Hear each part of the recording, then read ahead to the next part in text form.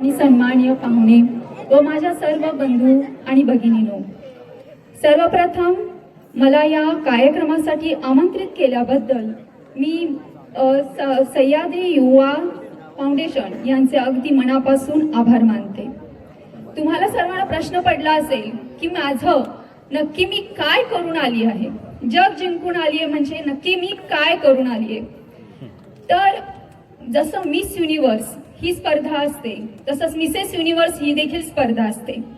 90 देशातून तिथे लेडीज येतात, त्यांच्यामध्ये 10 दिवस ही स्पर्धा चालते। 10 दिवसानंतर त्या 90 जणींच्या मधून 10 जणी शेवटच्या राऊंड पर्यंत पोहोचतात आणि त्यांना मिसेस युनिव्हर्स हा किताब दिला जातो। आज मला खरंच अभिमान आहे की मिसेस महाराष्ट्र इथून मी सुरुवात केली होती। मिसेस इंडिया, मिसेस एशिया आणि त्यानंतर मिसेस युनिव्हर्स हा किताब चीनमध्ये झालेल्या 2019-20 या स्पर्धेत मी जिंकून आले। आज आपण म्हणतो की आपलं काम बोलत असतं।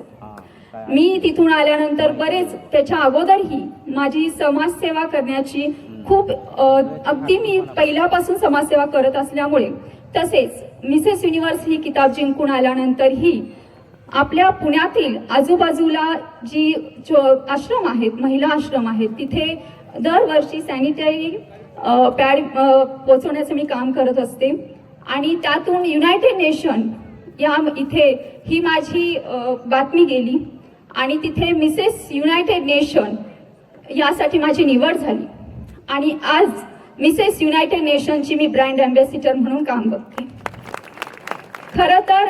खरंच म्हटलं पाहिजे, गावातील एक मुलगी जेव्हा जागतिक स्तरावर जाते तेव्हा ती गोष्ट किंवा ती जो प्रवास असतो खरंच खूप अवघड असतो, कारण आपलं बॅकग्राऊंड तसं नसतं, आपल्याला मार्गदर्शन देणारे कोणीही नसतं।